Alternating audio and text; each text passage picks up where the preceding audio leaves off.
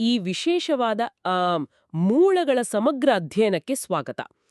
ಇವತ್ತು ನಾವು ಒಂದು ಬಹಳ ಕುತೂಹಲಕಾರಿಯಾದ ವಿಷಯದ ಬಗ್ಗೆ ಆಳವಾಗಿ ಚರ್ಚೆ ಮಾಡಲಿದ್ದೇವೆ. ಹೌದು, ಇದು ಬೈಬಲಿನ ಜಾನ್ 12ನೇ ಅಧ್ಯಾಯದಲ್ಲಿ ಬರೋ ಒಂದು ಪ್ರಸಿದ್ಧ ಘಟನೆ. ಅಂದ್ರೆ ಜೀಸಸ್ ಶಿಲುಬೆಗೇರುವ ಕೆಲವು ದಿನಗಳ ಮೊದಲು ಬೆಥನಿಯಾ ಅನ್ನೋ ಊರಿನಲ್ಲಿ ನಡೆದ ಒಂದು ಭೋಜನಕೂಟ. ಮೇರಿ ಅನ್ನೋ ಮಹಿಳೆಯ ವಿಶಿಷ್ಟ ಭಕ್ತಿ ಮತ್ತು ಅದರಿಂದ ಉಂಟಾದ ವಿವಾದಗಳ ಬಗ್ಗೆ ನಮ್ಮ ಬಳಿ ಇರೋ ಲೇಖನಗಳು, ಪ್ರವಚನಗಳು ಹಾಗೆ ವಿಶ್ಲೇಷಣಾತ್ಮಕ ಟಿಪ್ಪಣಿಗಳನ್ನ ನಾವಿಂದು ಪರಿಶೀಲಿಸಲಿದ್ದೇವೆ. ಖಂಡಿತ. ಮೇಲ್ನೋಟಕ್ಕೆ ಇದೊಂದು ಸಾಮಾನ್ಯ ಭೋಜನಕೂಟದಂತೆ ಕಂಡ್ರೂ ಆಳವಾಗಿ ನೋಡಿದಾಗ ಇದು ಹೇಗೆ ರಾಜಕೀಯ, ದೇವತಾಶಾಸ್ತ್ರ ಮತ್ತೆ ಮನುಷ್ಯನ ಭಾವನೆಗಳ ಒಂದು ಸಂಕೀರ್ಣ ಜಾಲ ಆಗಿದೆ ಅನ್ನೋದನ್ನ ಬಿಡಿಸಿ ಹೇಳೋದೇ ಈ ಅಧ್ಯಾಯದ ಮುಖ್ಯ ಉದ್ದೇಶ. ನಿಜ, ಆ ಸಂಕೀರ್ಣತೆಯನ್ನ ಅರ್ಥ ಮಾಡ್ಕೊಳ್ಳೋದು ಬಹಳ ಮುಖ್ಯ. ಸರಿ, ಇದನ್ನ ಬಿಡಿಸಿ ನೋಡೋಣ ಬನ್ನಿ. ಈ ಕಥೆಯೊಳಗೆ ಹೋಗೋ ಮುನ್ನ ಆ ಭೋಜನಕೂಟದ ವಾತಾವರಣ ಹೇಗಿತ್ತು ಅನ್ನೋದನ್ನ ಅರ್ಥ ಮಾಡ್ಕೋಬೇಕು ಅಲ್ವಾ? ಹೌದು, ಆ ದೃಶ್ಯದ ಹಿನ್ನೆಲೆ ಬಹಳ ಮುಖ್ಯ. ಇದು ಯಹೂದ್ಯರ ಪ್ರಸಿದ್ಧ ಪ್ಯಾಸೋವರ್ ಹಬ್ಬಕ್ಕೆ ಕೇವಲ 6 ದಿನಗಳ ಮೊದಲು ನಡೆಯುತ್ತಿರುವ ಘಟನೆ. ಬೆಥಾನಿಯಾ ಇರೋದು ಜೆರುಸಲೇಮಿನಿಂದ ಕೇವಲ 2 ಮೈಲಿ ದೂರದಲ್ಲಿ. ಅಂದ್ರೆ ಆ ಸಮಯದಲ್ಲಿ ಜೀಸಸ್ ಅಲ್ಲಿರೋದು ಎಷ್ಟು ಸುರಕ್ಷಿತವಾಗಿತ್ತು? ಸುರಕ್ಷಿತ ಖಂಡಿತ ಇರಲಿಲ್ಲ. ಆ ಸಮಯದಲ್ಲಿ ಜೂಡಿಯಾ ಪ್ರಾಂತ್ಯ ಜೀಸಸ್ಗೆ ಅತ್ಯಂತ ಅಪಾಯಕಾರಿ ಜಾಗವಾಗಿತ್ತು. ನಮ್ಮ ಮೂಲಗಳಲ್ಲಿ ಒಂದು ಅದ್ಭುತವಾದ ಸಾಲಿದೆ ನೋಡಿ, ಭೂಗೋಳವೇ ಇಲ್ಲಿ ದೇವತಾಶಾಸ್ತ್ರ ಅಂತ. ಜೀಸಸ್ ಉತ್ತರದಲ್ಲಿರೋ ಗಲಿಲಾಯದಲ್ಲಿದ್ದಾಗೆಲ್ಲ ಪರಿಸ್ಥಿತಿ ಶಾಂತವಾಗಿರುತ್ತಿತ್ತು. ಜನ ಸೇರ್ತಿದ್ರು, ಬೋಧನೆಗಳು ನಡೆಯುತ್ತಿದ್ವು. ಆದ್ರೆ ದಕ್ಷಿಣದ ಜೂಡಿಯಾ ಕಡೆಗೆ, ಅದರಲ್ಲೂ ಜೆರುಸಲೇಂಗೆ ಹತ್ರ ಆದಂತೆ ವಿರೋಧ ಜಾಸ್ತಿ ಆಗ್ತಿತ್ತಲ್ವಾ? ನಿಖರವಾಗಿ. ಧಾರ್ಮಿಕ ಮುಖಂಡರ ವಿರೋಧ ತೀವ್ರವಾಗುತ್ತಿತ್ತು. ಅವರ ಪ್ರಾಣಕ್ಕೆ ಸಂಚಕಾರ ತರುವ ವಾತಾವರಣ ಅಲ್ಲಿತ್ತು. ಅಂದ್ರೆ ಅಪಾಯದ ಹಾವಿನ ಹುತ್ತದ ಮೇಲೇನೆ ಕೂತಂತೆ. ಆದ್ರೂ ಜೀಸಸ್ ಅಲ್ಲಿಗ್ ಬರ್ತಾರೆ. ಅಲ್ಲಿನ ಪ್ರಮುಖ ವ್ಯಕ್ತಿ ಯಾರು? ಅಂದ್ರೆ ಲಾಜರಸ್? ಹೌದು, ಲಾಜರಸ್ 4 ದಿನಗಳ ಕಾಲ ಸಮಾಧಿಯಲ್ಲಿದ್ದು ದೇಹ ಕೊಳೆಯಲು ಆರಂಭವಾಗಿತ್ತು. ಆತನನ್ನ ಮರಳಿ ಬದುಕಿಸಿದ ಕೇವಲ 2 ತಿಂಗಳ ನಂತರ ನಡೆಯುತ್ತಿರುವ ಭೋಜನವಿದು. ಆ ಕೋಣೆಯಲ್ಲಿ ಕೂತಿದ್ದ ಪ್ರತಿಯೊಬ್ಬರಿಗೂ ಅದ್ಭುತ ಪವಾಡದ ಜೀವಂತ ಸಾಕ್ಷಿ ಕಣ್ಣೆದುರೇ ಇಟ್ಟು. ಅಲ್ಲಿ ರೋಮಾಂಚನ ಮತ್ತು ಅದೇ ಸಮಯದಲ್ಲಿ ಒಂದು ರೀತಿಯ ಆತಂಕ ಎರಡೂ ಮನೆ ಮಾಡಿತ್ತು ಅಂತ ನಮ್ಮ ಮೂಲಗಳು ಹೇಳುತ್ತವೆ. ಆ ಆತಂಕದ ನಡುವೆ ಕಥೆ ಒಂದು ಅನಿರೀಕ್ಷಿತ ತಿರುವು ಪಡೆಯುತ್ತೆ. ಮೂಲಗಳ ಪ್ರಕಾರ ಲಾಜರಸ್ನ ಸಹೋದರಿ ಮೇರಿ ಒಂದು ಸುಗಂಧ ತೈಲವನ್ನು ತಂದು ಜೀಸಸ್ ಪಾದಗಳಿಗೆ ಸುರಿಯುತ್ತಾಳೆ. ಇದು ಯಾವುದೋ ಸಾಮಾನ್ಯ ಸುಗಂಧವಲ್ಲ, ಹಿಮಾಲಯದಿಂದ ತರಿಸಲಾದ ಅಚ್ಚಟವಾದ ಮತ್ತು ಅತ್ಯಂತ ದುಬಾರಿಯಾದ ನಾರಡನೋ ತೈಲ. ಹಿಮಾಲಯದಿಂದ? ಅಷ್ಟು ದೂರದಿಂದನಾ? ಅದು ಅಷ್ಟೊಂದು ದುಬಾರಿಯಾಗಿರಲು ಕಾರಣ ಅದೇ ಇರಬೇಕು. ಖಂಡಿತ. ಆ ಕಾಲದ ಪ್ರಾಚೀನ ವ್ಯಾಪಾರ ಮಾರ್ಗಗಳನ್ನು ನಾವು ಅರ್ಥ ಮಾಡ್ಕೊಳ್ಬೇಕು. ಭಾರತದಿಂದ ಅದನ್ನು ಒಣಗಿಸಿ, ರಕ್ಷಿಸಿ, ಕಾಲ್ನಡಿಗೆಯಲ್ಲಿ ಅಂದರೆ ಒಂಟೆಗಳ ಮೂಲಕ ಸಾವಿರಾರು ಮೈಲಿಗಳಷ್ಟು ಕಠಿಣವಾದ ದಾರಿಗಳನ್ನು ದಾಟಿ ಜೆರುಸಲೇಮ್ಗೆ ತರಬೇಕಾಗಿತ್ತು. ಓಹೋ, ಕಳ್ಳಕಾಕರಿರುವ ದಾರಿಗಳವು. ಅದರ ಸಾಗಾಣಿಕಾ ವೆಚ್ಚವೇ ಅಗಾಧವಾಗಿತ್ತು. ಹಾಗಾಗಿ ಅದರ ಬೆಲೆ ಅಷ್ಟೊಂದು ಆಕಾಶ ಮುಟ್ಟಿತ್ತು ಉಂಟಾಯ್ತು. ಹೌದು, ಅದರ ಬೆಲೆ 300 ದಿನಾರಿಗರು. 300 ದಿನಾರಿಗಳು ಅಂದ್ರೆ? ಪ್ರಾಚೀನ ರೋಮನ್ ಲೆಕ್ಕಾಚಾರದಲ್ಲಿ 1 ದಿನಾರಿ ಎಂದರೆ ಸಾಮಾನ್ಯ ಕಾರ್ಮಿಕನೊಬ್ಬನ 1 ದಿನದ ಕೂಲಿ. ಅಂದರೆ ಭಾನುವಾರಗಳ ರಜೆ ತೆಗೆದರೆ ಅದು ಸರಿಸುಮಾರು 1 ವರ್ಷದ ಸಂಪೂರ್ಣ ದುಡಿಮೆಯ ಹಣ. ಅರೆ ವಾವ್! ಇಂದಿನ ಲೆಕ್ಕದಲ್ಲಿ ಹೇಳುವುದಾದರೆ ಒಬ್ಬ ವ್ಯಕ್ತಿಯ ವಾರ್ಷಿಕ ವೇತನವನ್ನು ಒಮ್ಮೆಲೇ ಸುರಿದುಬಿಟ್ಟಂತೆ. ಆ ಹಣದಲ್ಲಿ ಸುಮಾರು 7,500 ಜನರಿಗೆ ಹೊಟ್ಟೆ ತುಂಬ ಊಟ ಹಾಕಿಸಬಹುದಿತ್ತು. ಇದು ಅಂದ್ರೆ ನಡು ರಸ್ತೆಯಲ್ಲಿ ಒಂದು ಬ್ಯಾಗ್ ತುಂಬಿದ ಹಣಕ್ಕೆ ಬೆಂಕಿ ಹಚ್ಚಿದಂತೆ ಅಥವಾ ಸಮುದ್ರಕ್ಕೆ ಚಿನ್ನದ ಚೀಲವನ್ನು ಎಸೆದಂತೆ ಎನಿಸುವುದಿಲ್ಲವೇ? ಅಷ್ಟೊಂದು ದುಬಾರಿ ವಸ್ತುವನ್ನು ಒಮ್ಮೆಲೆ ಖಾಲಿ ಮಾಡುವುದು ಅತಿಯಾದ ಪ್ರತಿಕ್ರಿಯೆ ಅನಿಸುತ್ತೆ. ಆರ್ಥಿಕ ದೃಷ್ಟಿಯಿಂದ ನೋಡಿದರೆ ಅದು ಹುಚ್ಚುತನ. ಆದರೆ ಇಲ್ಲಿ ಒಂದು ಪ್ರಬಲವಾದ ಸಂವೇದನಾಶೀಲ ವೈಪರೀತ್ಯವಿದೆ. ಕೇವಲ ಕೆಲವು ವಾರಗಳ ಹಿಂದೆ ಅದೇ ಮನೆಯಲ್ಲಿ ಲಾಜರಸ್ನ ಸತ್ತ ಶವದ ಕೊಳತ ವಾಸನೆ ಇತ್ತು. ಸಾವಿನ ವಾಸನೆ. ಹೌದು. ಈಗ ಆ ಸಾವಿನೇ ಗೆದ್ದುಕೊಂಡು ಬಂದಾತನಿಗೆ ಕೃತಜ್ಞತೆ ಸಲ್ಲಿಸುವಾಗ ಇಡೀ ಕೋಣೆ ಆ ವಿಲಾಸಿ ಸ್ವರ್ಗೀಯ ಸುಗಂಧದಿಂದ ತುಂಬಿ ಹೋಗಿದೆ. ಮೇರಿಯ ಮಟ್ಟಿಗೆ ತನ್ನ ಅಣ್ಣನ ಜೀವವನ್ನು ಹಿಂದಿರುಗಿಸಿದ ಆತನಿಗೆ ತನ್ನ ಬಳಿಯಿರುವ ಅತ್ಯಮೂಲ್ಯ ವಸ್ತುವನ್ನು ನೀಡುವುದು ಕೃತಜ್ಞತೆಯ ಸಂಕೇತವಾಗಿತ್ತು. ನಿಜ. ಆಕೆಯ ಪ್ರೀತಿಗೆ ಯಾವುದೇ ಬೆಲೆ ಕಟ್ಟಲು ಸಾಧ್ಯವಿರಲಿಲ್ಲ. ಆ ದೃಶ್ಯ ನಿಜಕ್ಕೂ ಕಣ್ಣಿಗೆ ಕಟ್ಟುವಂತಿದೆ.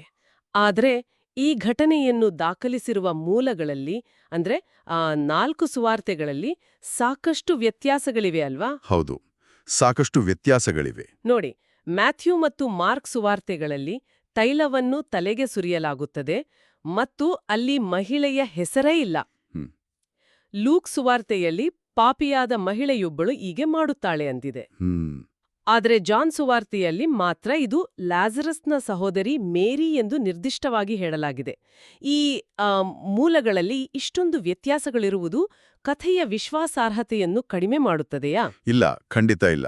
ಭಿನ್ನಾಭಿಪ್ರಾಯಗಳು ಕಥೆಯ ಸತ್ಯಾಸತ್ಯತೆಯನ್ನು ನಾಶ ಮಾಡುವುದಿಲ್ಲ. ಬದಲಾಗಿ ಬೇರೆ ಬೇರೆ ದೃಷ್ಟಿಕೋನಗಳನ್ನು ನೀಡುತ್ತವೆ. ಪ್ರಾಚೀನ ಇತಿಹಾಸವನ್ನು ಬರೆಯುವ ಶೈಲಿಯೇ ಹಾಗಿತ್ತು. ಅಂದ್ರೆ ಪ್ರತಿಯೊಬ್ಬ ಲೇಖಕನಿಗೂ ತನ್ನದೇ ಆದ ದೃಷ್ಟಿಕೋನ ಇತ್ತಾ? ಹೌದು, ಪ್ರತಿಯೊಬ್ಬರಿಗೂ ದೇವತಾಶಾಸ್ತ್ರದ ಒಂದೊಂದು ಉದ್ದೇಶವಿತ್ತು. ಮ್ಯಾಥ್ಯೂ ಮತ್ತು ಮಾರ್ಕ್ ಜೀಸಸ್ನನ್ನು ಒಬ್ಬ ಅಭಿಷಿಕ್ತ ರಾಜ ಅಂತ ಬಿಂಬಿಸಲು ಇಷ್ಟಪಡುತ್ತಾರೆ. ಪ್ರಾಚೀನ ಇಸ್ರೇಲ್ನಲ್ಲಿ ರಾಜರಿಗೆ ತಲೆಯ ಮೇಲೆ ಎಣ್ಣೆ ಸುರಿದು ಆರಿಸಲಾಗುತ್ತಿತ್ತು. ಓ, ಆದ್ದರಿಂದ ಅವರು ತಲೆಗೆ ಸುರಿದದ್ದನ್ನು ಹೆಚ್ಚು ಪ್ರಮುಖವಾಗಿಸುತ್ತಾರೆ. ನಿಖರವಾಗಿ. ಹಾಗಾದ್ರೆ ಜಾನ್ ಸುವಾರ್ತೆಯ ದೃಷ್ಟಿಕೋನ ವಿಭಿನ್ನವಾಗಿತ್ತೆ? ಅದರಲ್ಲಿ ಮೇರಿ ತೈಲವನ್ನು ತಲೆಗೆ ಸುರಿಯುವ ಬದಲು ಜೀಸಸ್ನ ಪಾದಗಳಿಗೆ ಸುರಿಯುತ್ತಾಳೆ ಮತ್ತು ತನ್ನ ಕೂದಲಿನಿಂದ ಒರೆಸುತ್ತಾಳೆ. ಹೌದು, ಜಾನ್ ಈ ಘಟನೆಯ ಆಪ್ತತೆ ಮತ್ತು ಮುಂಬರುವ ಸಾವಿನ ಸಿದ್ಧತೆಯ ಮೇಲೆ ಬೆಳಕು ಚೆಲ್ಲುತ್ತಾನೆ. ಇದು ಕೇವಲ ರಾಜ್ಯಾಭಿಷೇಕವಲ್ಲ, ಬದಲಾಗಿ ಮುಂಬರುವ ಸಾವಿನ ಸಿದ್ಧತೆ, ಅಂದ್ರೆ ಶವ ಸಂಸ್ಕಾರಕ್ಕೆ ದೇಹವನ್ನು ಸಿದ್ಧಪಡಿಸುವ ಪ್ರಕ್ರಿಯೆಯಾಗಿತ್ತು. ತಲೆಗೆ ಸುರಿಯುವ ಬದಲು ಪಾದಗಳನ್ನೇ ಆರಿಸಿಕೊಳ್ಳಲು ಪ್ರಾಯೋಗಿಕ ಕಾರಣಗಳೇನಾದರೂ ಇದ್ವಾ? ಖಂಡಿತ ಇತ್ತು. ಆ ಕಾಲದ ಭೌಗೋಳಿಕ ಪರಿಸ್ಥಿತಿ ನೆನಪಿಸಿಕೊಳ್ಳಿ. ಬೋಧಕರು ಸತತವಾಗಿ ಧೂಳಿನಿಂದ ಕೂಡಿದ ಕಲ್ಲಿನಿಂದ ತುಂಬಿದ ಒರಟು ರಸ್ತೆಗಳಲ್ಲಿ, ಬರಿಗಾಲಿನಲ್ಲಿ ಅಥವಾ ತೆಳುವಾದ ಚರ್ಮದ ಪಾದರಕ್ಷೆಗಳಲ್ಲಿ ನಡೆಯುತ್ತಿದ್ರು. ಅವರ ಪಾದಗಳು ಒಡೆದು, ಗಾಯಗೊಂಡು, ದಣಿದಿರುತ್ತಿತ್ತವು. ಹೌದು, ಮೇರಿ ಪಾದಗಳಿಗೆ ಸುಗಂಧವನ್ನು ಲೇಪಿಸಿದ್ದು ಕೇವಲ ಒಂದು ಧಾರ್ಮಿಕ ಆಚರಣೆಯಾಗಿರಲಿಲ್ಲ. ಅದು ಅತ್ಯಂತ ಕಾಳಜಿಯ, ಪ್ರೀತಿಯ ಮತ್ತು ಉಪಶಮನದ ಸ್ಪರ್ಶವಾಗಿತ್ತು. ಭವಿಷ್ಯದಲ್ಲಿ ಜೀಸಸ್ ಶಿಷ್ಯರ ಪಾದ ತೊಳೆಯುವುದಕ್ಕೂ ಇದು ಒಂದು ಮುನ್ಸೂಚನೆಯಾಗಿತ್ತು. ಆದರೆ ಸಾರ್ವಜನಿಕವಾಗಿ ಮಹಿಳೆಯೊಬ್ಬಳು ತನ್ನ ಕೂದಲು ಬಿಚ್ಚಿ ಪುರುಷನೊಬ್ಬನ ಪಾದ ಒರೆಸುವುದು ಆ ಕಾಲದ ಸಾಮಾಜಿಕ ನಿಯಮಗಳ ಉಲ್ಲಂಘನೆಯಲ್ವೇ? ಉಲ್ಲಂಘನೆ ಮಾತ್ರವಲ್ಲ, ಅದೊಂದು ಬಹಳ ದೊಡ್ಡ ಅಪರಾಧವಾಗಿತ್ತು. ಯಹೂದಿ ಸಮಾಜದಲ್ಲಿ ವಿವಾಹಿತ ಅಥವಾ ಗೌರವಾನ್ವಿತ ಮಹಿಳೆಯರು ಸಾರ್ವಜನಿಕವಾಗಿ ಕೂದಲು ಬಿಚ್ಚುವುದು ತೀವ್ರ ಮುಜುಗರದ ಅಸಭ್ಯ ವರ್ತನೆ ಅಂತ ಪರಿಗಣಿಸಲಾಗುತ್ತಿತ್ತು. ಅಂದ್ರೆ ಅದೊಂದು ರೀತಿಯಲ್ಲಿ ತನ್ನ ಮರ್ಯಾದೆಯನ್ನ ಗಾಳಿಗೆ ತೂರಿದಂತೆ ಅಲ್ವಾ? ಹೌದು. ಆದರೆ ಮೇರಿ ಆ ಕ್ಷಣದಲ್ಲಿ ಸಾಮಾಜಿಕ ನಿಯಮಗಳು, ಜನರ ಟೀಕೆ ಯಾವುದನ್ನೂ ಲೆಕ್ಕಿಸಲಿಲ್ಲ. ಜೀಸಸ್ ಮೇಲಿನ ಆಕೆಯ ಪ್ರೀತಿ ಮತ್ತು ಕೃತಜ್ಞತೆ ಆ ಎಲ್ಲಾ ಲೌಕಿಕ ನಿಯಮಗಳಿಗಿಂತ ಮಿಗಿಲಾಗಿತ್ತು. ಆ ಗತಿಯನ್ನು ಇದು ಎತ್ತಿ ತೋರಿಸ್ತದೆ. ಆದ್ರೆ ಆಕೆಯ ಆ ಕೃತ್ಯ ಕೋಣೆಯಲ್ಲಿದ್ದ ಎಲ್ಲರಿಗೂ ಇಷ್ಟವಾಗಲಿಲ್ಲ ಎಂಬುದಂತೂ ಸತ್ಯ. ಅಲ್ಲಿಯೇ ಇದ್ದ ಜೂದಾಸ್ ಇಸ್ಕರಿಯೋಟ್ ತೀವ್ರವಾಗಿ ಆಕ್ಷೇಪಿಸ್ತಾನೆ. ಹೌದು, ವಿರೋಧದ ಧ್ವನಿ ಅವನಿಂದಲೇ ಬರ್ತೆ. ಈ ತೈಲವನ್ನು ಮಾರಿ ಬಂದ 300 ದಿನಾರಿಗಳನ್ನು ಬಡವರಿಗೆ ಹಂಚಬಹುದಿತ್ತಲ್ವೇ ಅಂತ ಅವನು ವಾದಿಸ್ತಾನೆ. ಪ್ರಾಮಾಣಿಕವಾಗಿ ಹೇಳ್ಬೇಕಂದ್ರೆ ಆ ಜೂದಾಸ್ನ ಮಾತುಗಳು ಇಂದಿನ ಸಾಮಾಜಿಕ ಕಾರ್ಯಕರ್ತರ ವಾದದಂತೆ ಕೇಳಿಸ್ತವೆ ಅಲ್ವಾ? ಖಂಡಿತ. ಮೇಲ್ನೋಟಕ್ಕೆ ಜೂದಾಸ್ನ ಮಾತುಗಳು ಅತ್ಯಂತ ತಾರ್ಕಿಕ ಮತ್ತು ನೈತಿಕವಾಗಿ ಸರಿ ಅನ್ನಿಸ್ತವೆ. ಹೌದು, ಬಡವರ ಹಸಿವು ನೀಗಿಸುವುದಕ್ಕಿಂತ ಪಾದಗಳಿಗೆ ಸುಗಂಧ ಸುರಿಯುವುದು ವ್ಯರ್ಥವಲ್ಲವೇ ಅಥವಾ ವೇಸ್ಟ್ ಅಂತ ಯಾರಿಗಾದ್ರೂ ಅನಿಸುವುದು ಸಹಜ.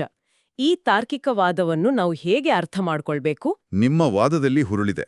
ಬಡವರ ಸೇವೆ ಮಾಡುವುದು ಜೀಸಸ್ನ ಮೂಲ ಬೋಧನೆಗಳಲ್ಲಿಯೇ ಒಂದು.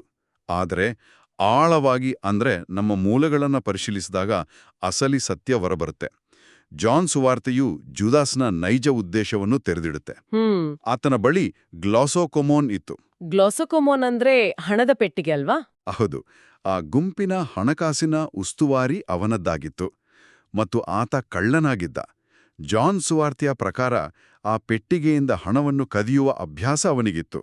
ಓಹೋ, ಅಂದ್ರೆ ಆತನಿಗೆ ಬಡವರ ಬಗ್ಗೆ ಕಾಳಜಿ ಇರ್ಲಿಲ್ಲ ಅಂತಾಯ್ತು. ಖಂಡಿತ ಇರಲಿಲ್ಲ. ಬದಲಾಗಿ ಆ 300 ದಿನಾರಿಗಳಷ್ಟು ದೊಡ್ಡ ಮೊತ್ತ ತನ್ನ ಕೈತಪ್ಪಿ ಹೋಯ್ತಲ್ಲ ಎಂಬ ಸ್ವಾರ್ಥ ಮತ್ತು ದುರಾಸೆ ಇತ್ತು. ಬಡವರ ಹೆಸರಿನಲ್ಲಿ ತನ್ನ ಸ್ವಾರ್ಥವನ್ನು ಮುಚ್ಚಿಡುತ್ತಿದ್ದ. ಈ ವಿಚಾರದ ಬಗ್ಗೆ ನಮ್ಮ ಮೂಲಗಳಲ್ಲಿ ಮ್ಯಾಥ್ಯೂ ಹೆನ್ರಿ ಅವರ ಒಂದು ಅದ್ಭುತವಾದ ವ್ಯಾಖ್ಯಾನವಿದೆ ನೋಡಿ. ಏನದು? ಕೆಟ್ಟ ಉದ್ದೇಶವನ್ನು ಬಡವರ ಕಾಳಜಿ ಎಂಬ ಸುಂದರವಾದ ಮುಖವಾಡದ ಹಿಂದೆ ಬಚ್ಚಿಟ್ಟಿರುವುದು ಅಂತ ಅವರು ಹೇಳಿದ್ದಾರೆ.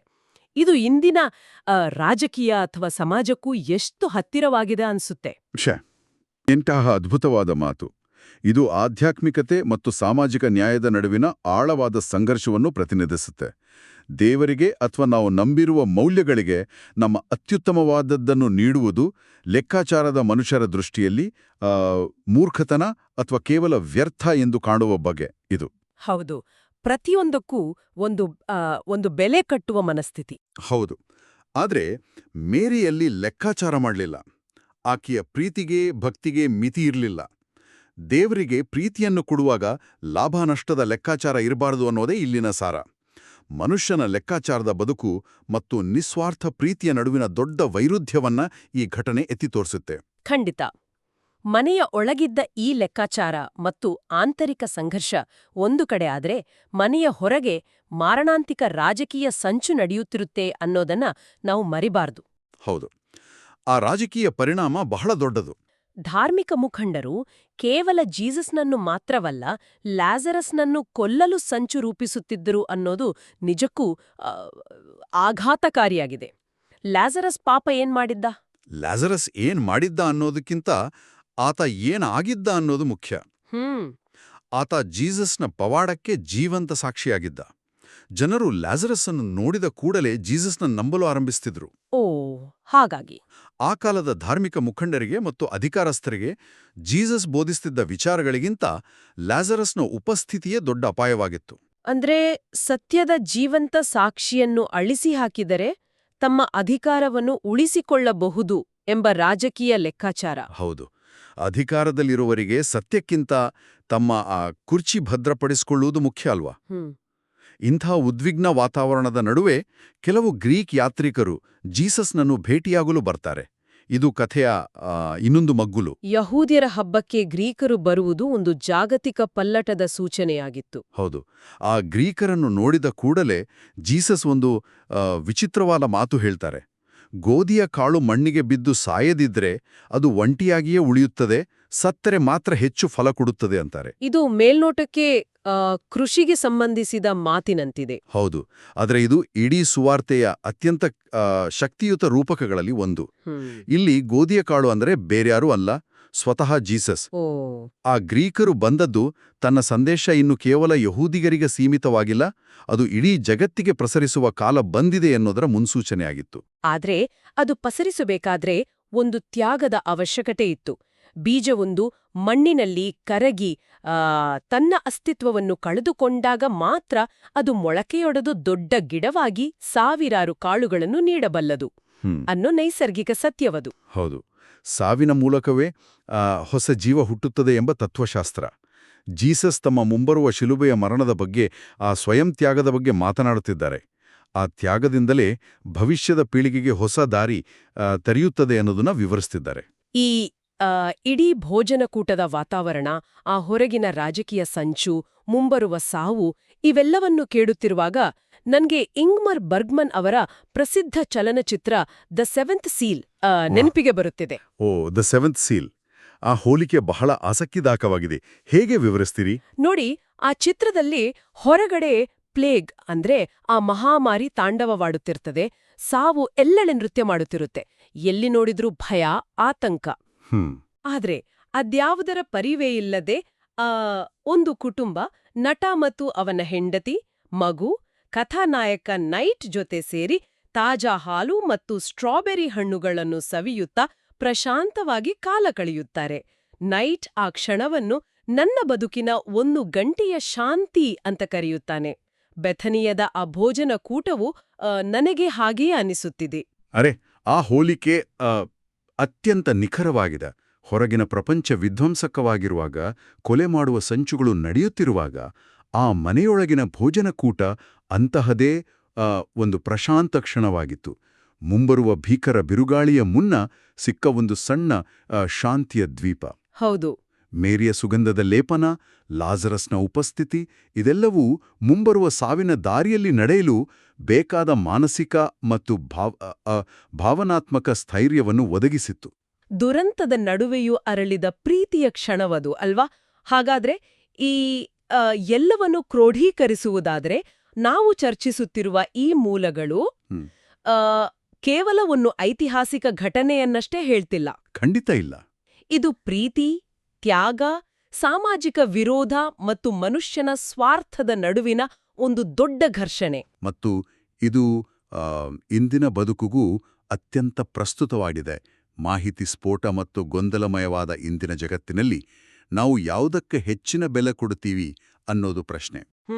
ಬದುಕಿನ ಮೌಲ್ಯ ಯಾವುದರ ಮೇಲಿದೆ ಅಂತ. ಹೌದು, ಜುದಾಸ್ನಂತೆ ನಾವು ಎಲ್ಲದರಲ್ಲೂ ಲಾಭನಷ್ಟದ ಲೆಕ್ಕಾಚಾರ ಮಾಡ್ತೀವೋ ಅಥವಾ ಮೇರಿಯಂತೆ ಲೆಕ್ಕಾಚಾರವಿಲ್ಲದ ಪ್ರೀತಿಯನ್ನ ಹಂಚ್ತೀವಿಯೋ ಅನ್ನೋದು ಕಲಿಯಬೇಕಾದ ಬಹುದೊಡ್ಡ ಪಾಠ. ಲೆಕ್ಕಾಚಾರವಿಲ್ಲದ ಪ್ರೀತಿಯಿಂದ ಮಾತ್ರ ಇಂತಹ ಶಾಂತಿಯ ಕ್ಷಣಗಳನ್ನು ಸೃಷ್ಟಿಸಲು ಸಾಧ್ಯ. ನಿಜ. ಆ ನಿಸ್ವಾರ್ಥ ಕೃತ್ಯಗಳು ಎಂದಿಗೂ ವ್ಯರ್ಥವಾಗೋದಿಲ್ಲ. ಸಮಾಜದಲ್ಲಿ ಒಂದು ಪರಿಮಳವನ್ನು ಬಿಟ್ಟುಹೋಗ್ತವೆ. ಈ ಮೂಲಗಳನ್ನ ಆಳವಾಗಿ ಓದಿದಾಗ ಒಂದು ಕುತೂಹಲಕ್ಕಾಗಿ ಕಲ್ಪನೆ ಹೊಡೆಯುತ್ತ. ಏನ್ ಕಲ್ಪನೆ ಅದು? ಕೇವಲ ಕೆಲವೇ ದಿನಗಳ ನಂತರ ಜೀಸಸ್ ಶಿಲುಬೆಗೆ ಇರುವ ಹಿಂದಿನ ದಿನ ಅವರು ತಮ್ಮ ಶಿಷ್ಯರ ಪಾದಗಳನ್ನು ತೊಳೆಯಲು ಮುಂದಾಗ್ತಾರೆ. ಆ ಕೊಠಡಿಯಲ್ಲಿ ಅಥವಾ ಜೀಸಸ್ನ ಕೈಪಾದಗಳಲ್ಲಿ ಮೇರಿ ಸುರಿದ ಆ ಅಪರೂಪದ ನಾಡ್ ಸುಗಂಧದ ಪರಿಮಳ ಇನ್ನೂ ಉಳಿದಿತ್ತ? ಓಹೋ, ಎಂತಹ ಪ್ರಶ್ನೆ ಇದು! ಒಬ್ಬ ಸಾಮಾನ್ಯ ಸೇವಕನ ಕೆಲಸ ಮಾಡುವಾಗಲೂ ಒಬ್ಬ ರಾಜನಿಗೆ ಅರ್ಪಿಸಿದ ಆ ವಿಲಾಸಿ ಸುಗಂಧದ ವಾಸನೆ ಆ ಕೋಣೆಯ ಗಾಳಿಯಲ್ಲಿ ಬೆರೆತು ಹೋಗಿತ್ತೆ? ಇದು ಇಂದಿಗೂ ಕಾಡುವಂತಹ ಒಂದು ಅದ್ಭುತವಾದ ಪ್ರಶ್ನೆ. ಇದನ್ನೊಮ್ಮೆ ಎಲ್ಲರೂ ಯೋಚಿಸಬೇಕು. ಖಂಡಿತ. ಈ ಆಲೋಚನೆಯೊಂದಿಗೆ ನಮ್ಮ ಮೂಲಗಳ ಈ ಸಮಗ್ರ ಅಧ್ಯಯನವನ್ನು ಇಲ್ಲಿಗೆ ಮುಕ್ತಾಯಗೊಳಿಸೋಣ.